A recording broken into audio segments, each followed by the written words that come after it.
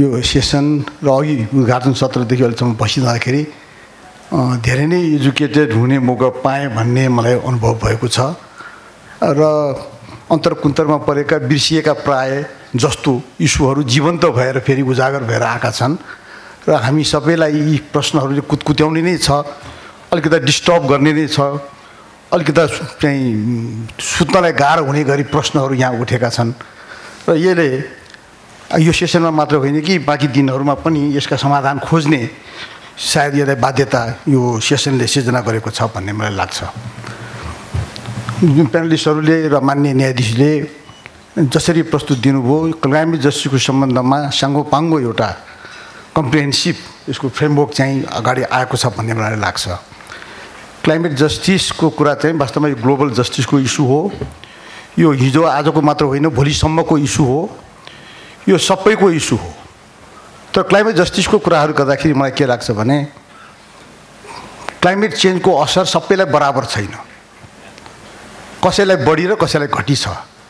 जसले कम कन्ट्रिब्युट गर्छ यो कार्बन इमिसनमा पोल्युसनमा त्यो बढी दण्डित भएको छ, त्यसले भार बढी खप्नु परेको छ र जो पोल्युटेन्ट छ त्यो उम्किरहेको छ। फोहोर गर्ने उम्किने र फोहोर नगर्ने दण्डित हुने यो ग्लोबल इन्जस्टिस क्लाइमेट इन्जस्टिसलाई रिभर्स गऱ्यो भने हामी क्लाइमेट जस्टिसको कुरा आउँछौँ। हामीलाई फेयरनेस क्लाइमेट जस्टिसमा सबभन्दा ठुलो कुरा के हो भने बर्डन डिस्प्रोपोर्सनेट बर्डन जुन चाहिँ मार्जिनाइज कम्युनिटीले वुमनले अथवा इन्डिजिनस पिपुलले जसरी बियर गरेको छ त्यो डिस्प्रोपोर्सनेट बर्डन जो छ त्यसलाई घटाउने कसरी र उसले बियर गरेको जुन इम्प्याक्ट छ इम्प्लिकेसन छ ड्यामेजहरू छ लसेसहरू छ त्यसलाई कम्पेन्सेट गर्ने कसरी, त्यसले गुमाएको लाइभलीहुडलाई कसरी सस्टेन गर्ने वा उसलाई वैकल्पिक रोजगारी दिने र जीवन जिउन साध्य बनाउने।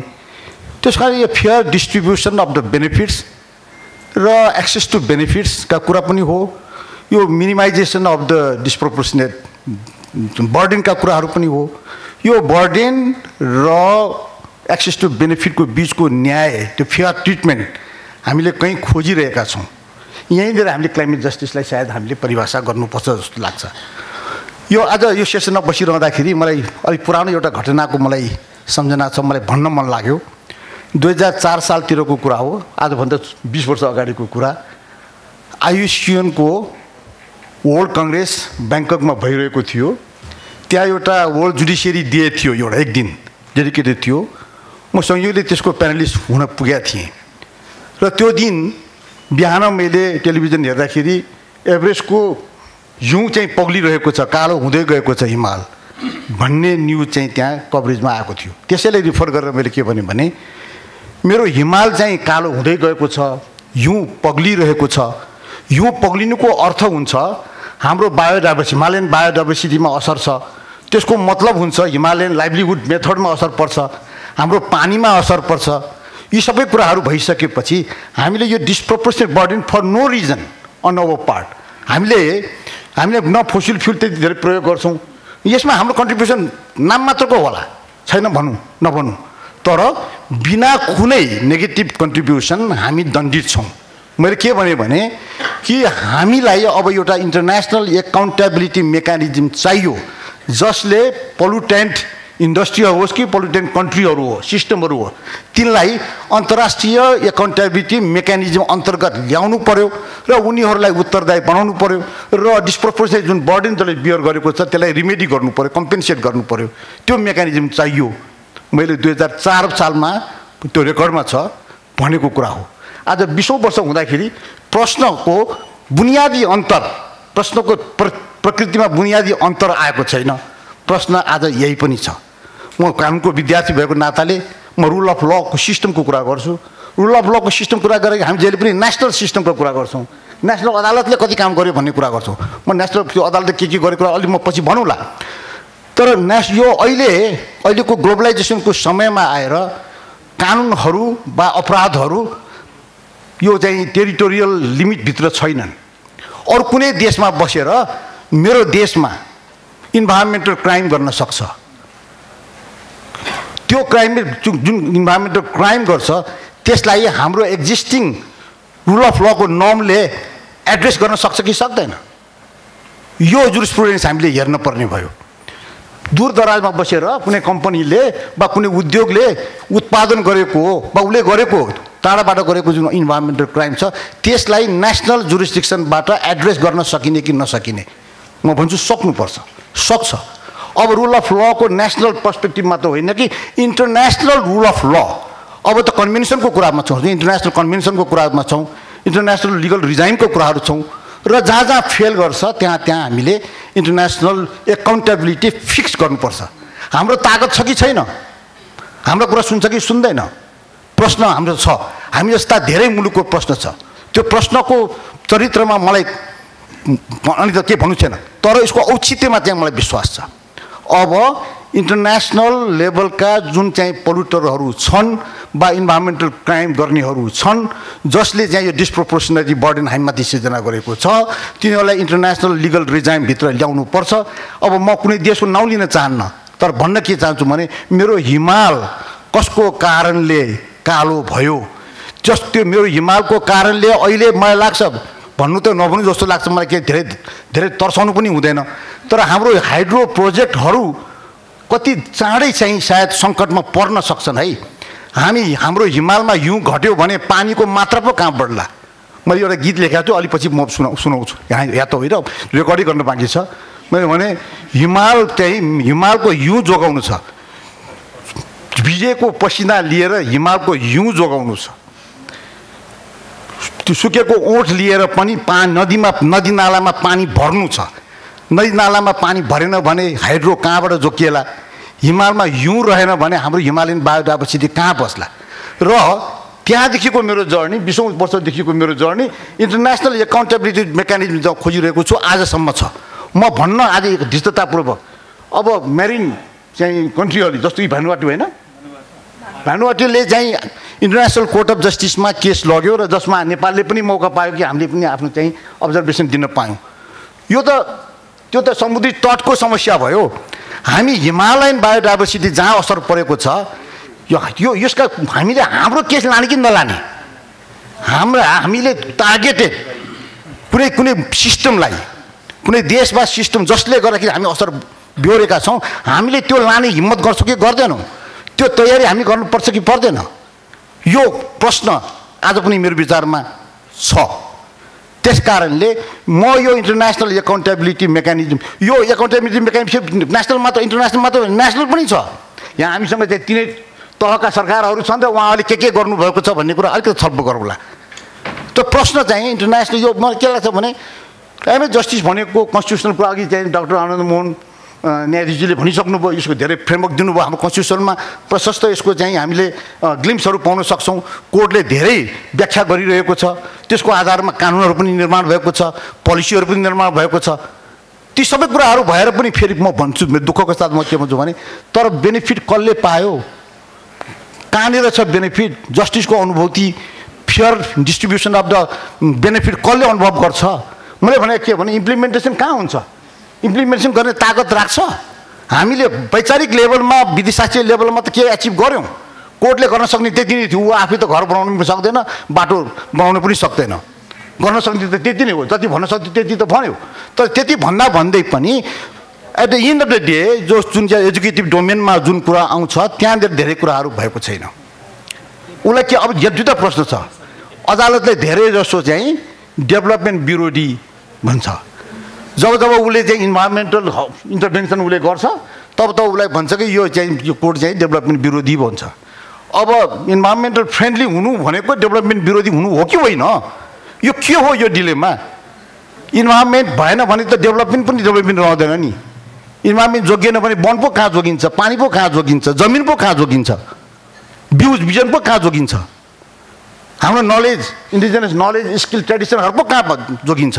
यी सबैको लागि त लिगल फ्रेमवर्क चाहिन्छ नि।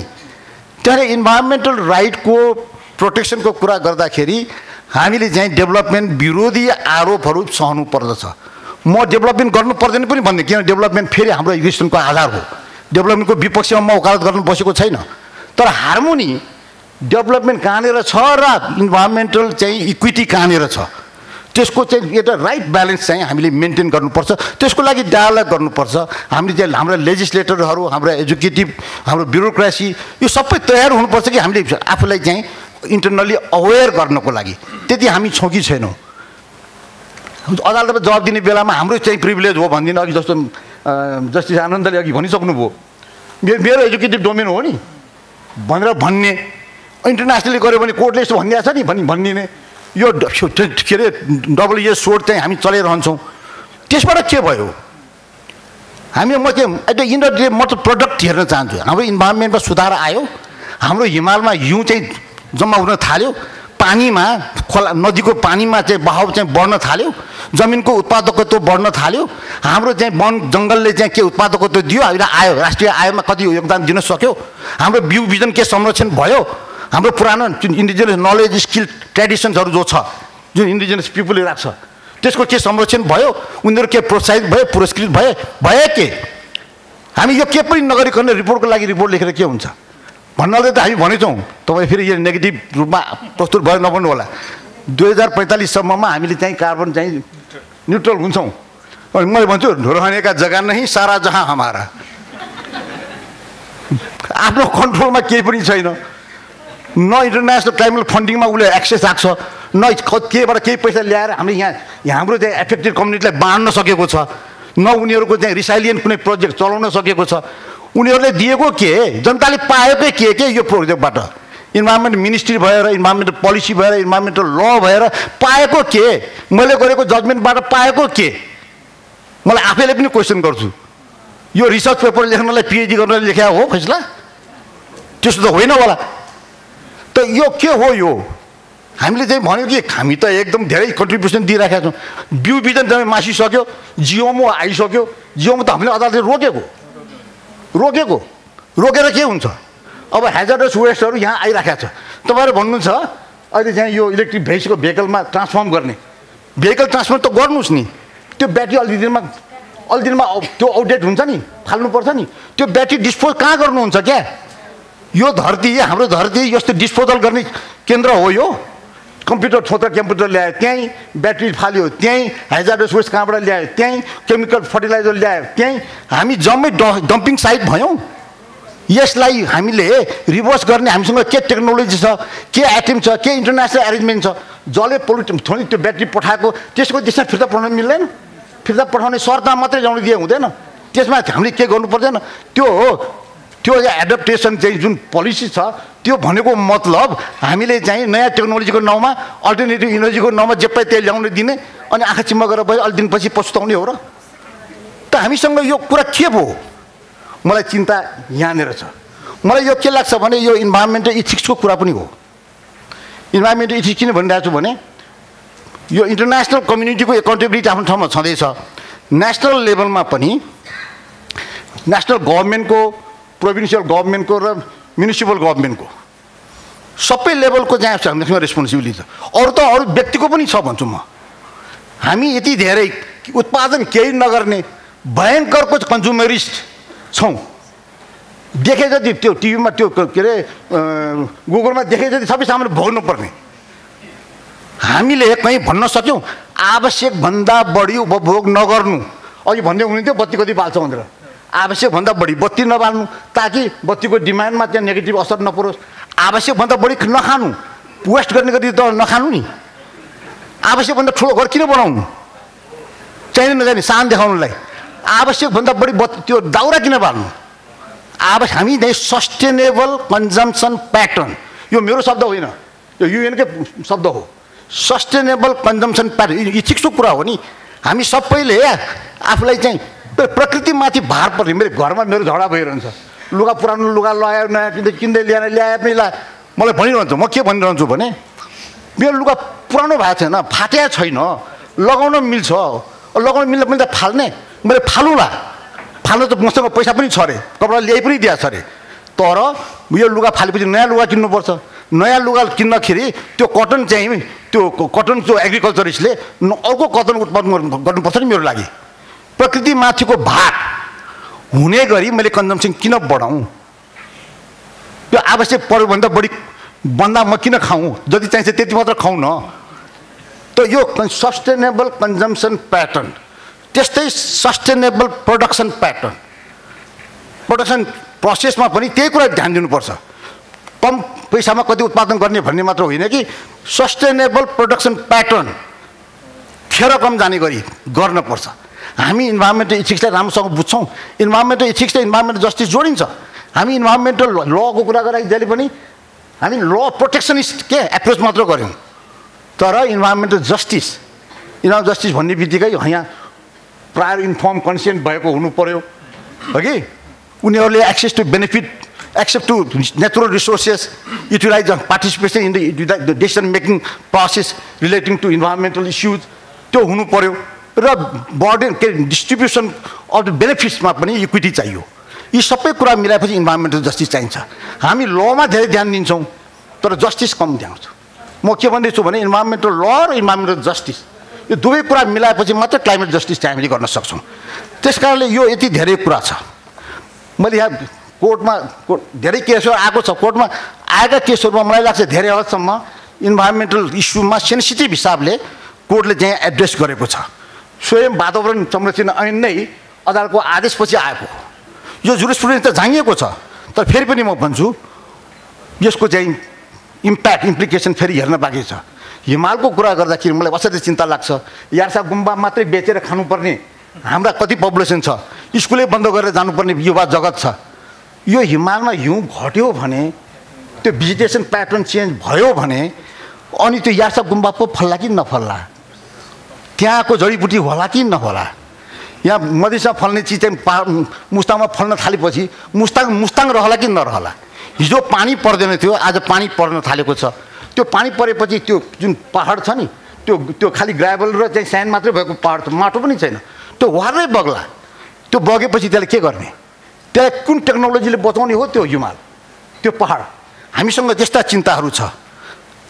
मलाई चाहिँ मैले अब यति धेरै इस्युहरू छ। एभरेस्टको कुरा गरिरहनु भएको थियो अघि, एभरेस्ट सपनाजीले भन्नुभएको थियो। एभरेस्टको हाइट चाहिँ जोगाउने पनि चुनौती थियो। एभरेस्टको माथि चाहिँ हेलिकप्टर चढाएर अब चाहिँ त्यहाँ पो रमिता गर्न थाल्यो। नो, एभरेस्टको हाइटमाथि चाहिँ हेलिकप्टर चढाउने होइन। एभरेस्टको हाइट जोगाऊ, एभरेस्टको संरक्षण गर। मैले आदेश दिएको छु। त्यहाँ चाहिँ एभरेस्टको चाहिँ इन्भाइरोमेन्ट जोगाउनु पर्ने तिम्रो काम हो। अब यो यस्तो किसिमको चाहिँ कुराहरू भएको छ। अब एडप्टेसनको कुरा चाहिँ यो क्लाइमेट चेन्जमा जोगाउने भनेको एडप्टेसन टेक्नोलोजीको कुराहरू, प्र्याक्टिसका कुराहरू छ। तर एडप्टेसन कुरा पछिल्लो जुन पानी पऱ्यो नि अहिले जुन नोक्सान पार्यो, मैले के देखेँ भने त्यो पहाड वा त्यो डाँडा जहाँ अग्ला चाहिँ रुखहरू पनि छन् त्यो रुख समेत त्यही पहिरोमा परेको छ। रुखले धानेन त्यो पानीलाई, रुखले धानेन र रुखै आयो झन् धेरै क्षति पुऱ्याइल्यायो। अब मेरो प्रश्न के हो भने वृक्षारोपण त गर्ने, तर कस्तो वृक्ष रोप्ने? अब त अनुसन्धान चाहिँ वन अधिकृतहरूले गर्नुपर्ने अनुसन्धान यहाँनिर कुन हाइटमा कस्तो किसिमको वनस्पति रोप्ने एडप्टेसन त्यो लेभलमा पनि हामीसँग रिसर्च खै। न युनिभर्सिटीमा रिसर्च हुन्छ, न सरकारले युनिभर्सिटीमा रिसर्च गर्नेले पैसा हाल्छ। हामीसँग रिसर्चै बिना अनि इन्टरनेसनल चाहिँ त्यो रिसोर्सलाई मात्र साइड गर्छौँ। अघि भन्नुभयो नि बिन्दाजीले, त्यो 90% of the researchers or scientist come from the global north. अनि हाम्रो लागि कसले गर्छ? हामीलाई चाहिएको रिसर्च कसले गर्छ? यो सबैलाई रिभर्स गर्ने च्यालेन्ज चाहिँ हामीहरूसँग भएको छ। त्यसले हाम्रो चाहिँ क्लाइमेट जस्टिसको इस्युमा नेपाली कोर्टले पब्लिक इन्ट्रेस्ट लिटिगेसनको आवरणमा प्रशस्त जुरिस्प्रुडेन्स चाहिँ डेभलप गरेको छ। तर त्यसको कार्यान्वयन गर्ने क्षमता हाम्रो सरकारले र समुदायले देखाएको छैन र परिणाम आएको छैन। र परिणाम नआउँदै पनि हामीले जुरिस्प्रुडेन्सको लेभलमा चाहिँ सिद्धान्तिक लेभलमा चाहिँ त्यसलाई हामी उपलब्धि भनेर भनिरहेका छौँ, तर त्यतिले पुग्दैन।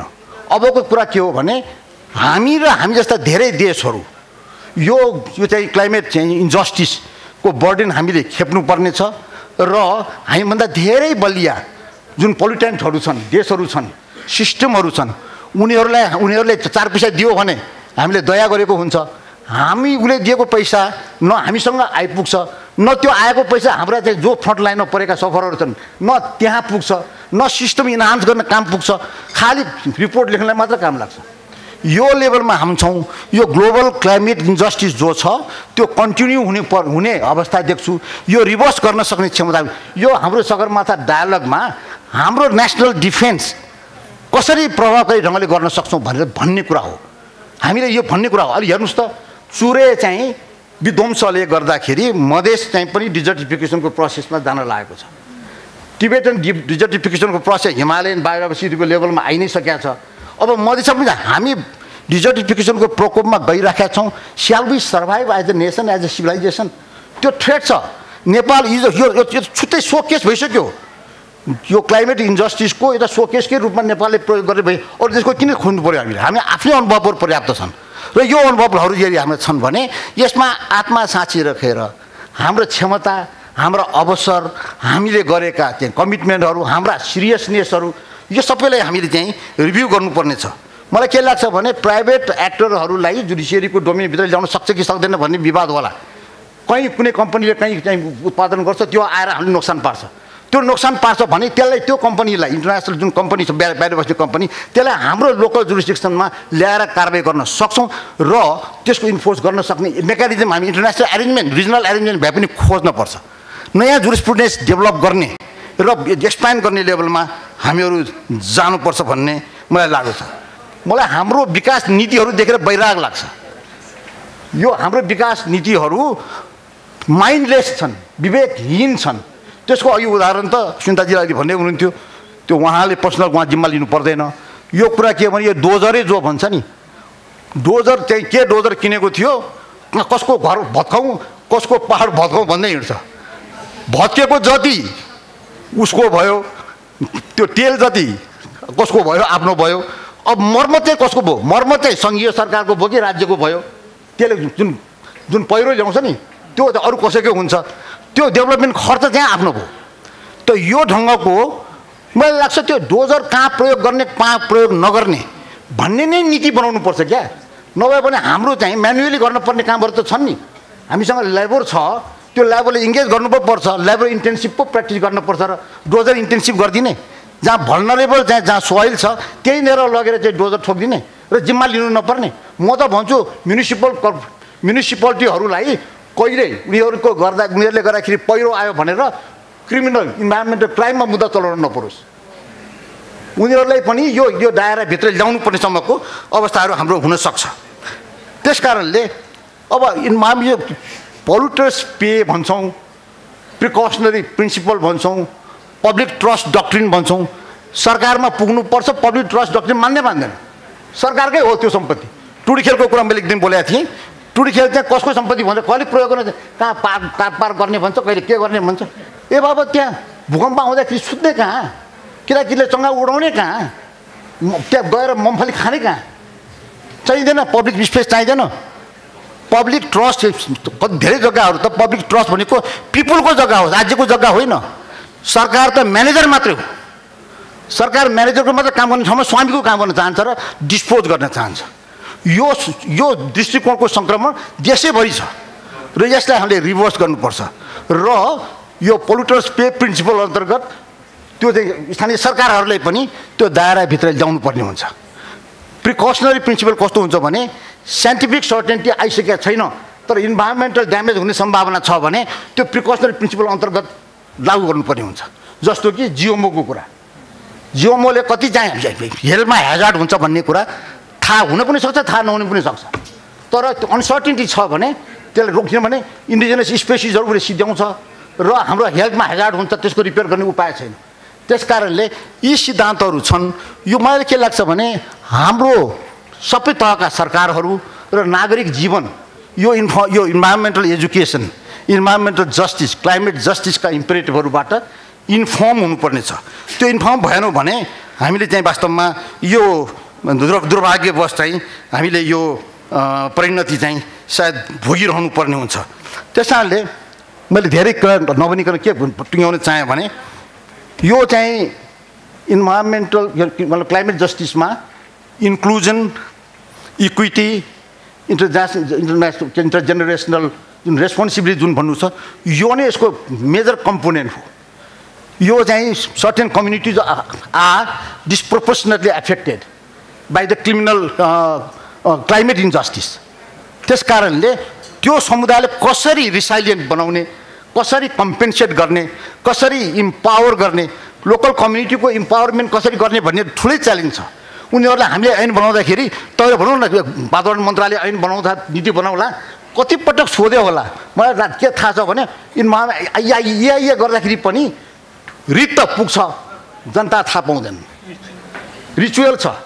त्यस कारणले जबसम्म कम्युनिटी इम्पावरमेन्ट गर्दैनौँ र इन्डिभिजुअल लेभलमा इन्भाइरोमेन्टल इथिक्सलाई हामीले एडप्ट गर्दैनौँ, हाम्रो इन्भाइरोमेन्ट सेफ छैन, हाम्रो क्लाइमेट सेफ छैन। अरू देशले गरेको कुरा त हामीले त्यही दुर्भाग्यवश नियति जस्तो गरेर भोगौँला, तर हाम्रा आफ्नै कारणले खडा भएको चाहिँ क्लाइमेट इन्जस्टिस जो छ त्यसको जिम्मा त हामीले लिनै पर्यो नि। त्यस्तै गरेर यो चाहिँ इक्विटीको कुरा पनि त्यो हिजोदेखि त्यो देश मतलब एक्सक्लुडेड जुन कम्युनिटी छ त्यसलाई स्पेसली ट्रिट गर्नु पर्यो नि, उसलाई इम्पावर गर्नु पर्यो।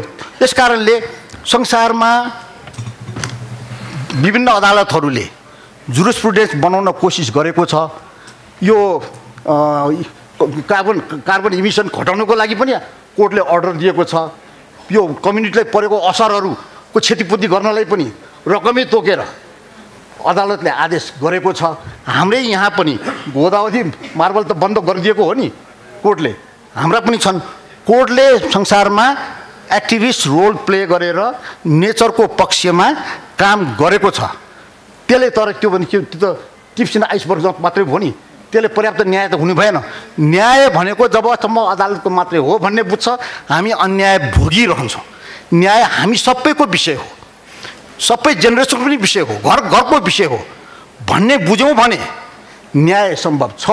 न्याय अरू कसैको विषय हो भन्ने बुझौँ भने त्यहाँ हाम्रो छैन। हाम्रो ध्यान त आजकल ढुङ्गा गिट्टी बालुवा निकासी गर्न पाएन, उत्खनन गर्न पाएन, ठेक्का लाउन पाएन। अब देशलाई त्यो टुक्रा टुक्रामा ढुङ्गा गिट्टी बालुवामा बेच्ने षड्यन्त्रमा छौँ हामी। अब यस्तो देश कहीँ बाँच्छ? हामीले त्यो ढुङ्गा गिट्टी बालुवालाई इन्ट्याक्ट राखेर प्रकृति जोगाउने हो कि ढुङ्गा गिट्टी बालुवा टुक्राएर देशलाई सम्म पार्ने हो कि क्या हो? पहाड खनेर अनि बेचिदिने हो कि क्या हो? त्यस कारणले यस्तो एउटा परिस्थितिमा हामी छौँ। हामीले गुणात्मक परिवर्तन, जीवनशैलीको गुणात्मक परिवर्तनको पक्षमा छौँ।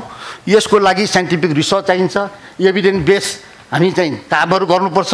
तर यसको लागि न हामीसँग डाटा छ, न रिसर्च छ, न मेहनत छ, न लगानी छ, न एउटा त्यस्तो किसिमको इमान्दार चेक छ।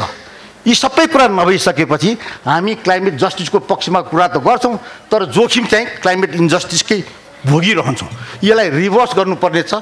यो सबैले हामी युनिफाइड रूपमा यसमा काम गरौँ। आज मलाई सबै प्यानलिस्टहरूले आफ्नो ढङ्गले आफ्नो चाहिँ प्रश्नहरूलाई न्यायपूर्वक सम्बोधन गर्नुभयो र जस्टिस आनन्दले एउटा कन्स्टिट्युसनल जुडिसियल पर्सपेक्टिभमा समेत क्लाइमेट जस्टिसलाई डिफाइन गरेर यो कन्टेक्स्ट सेट गरेर डिस्कसनलाई अघि बढाउनु भयो। यो सबै कुरा चाहिँ मेरो विचारमा यो एउटा पोजिटिभ कन्ट्रिब्युसन भएको छ यो प्रोसेसलाई भन्ने मलाई लाग्छ। र मलाई यो अवसर, यो चेयर गर्ने जुन अवसर दिनुभयो आयोजकहरूलाई, उहाँले म धन्यवाद दिँदै यहाँसम्म बिदा हुन्छु। धन्यवाद।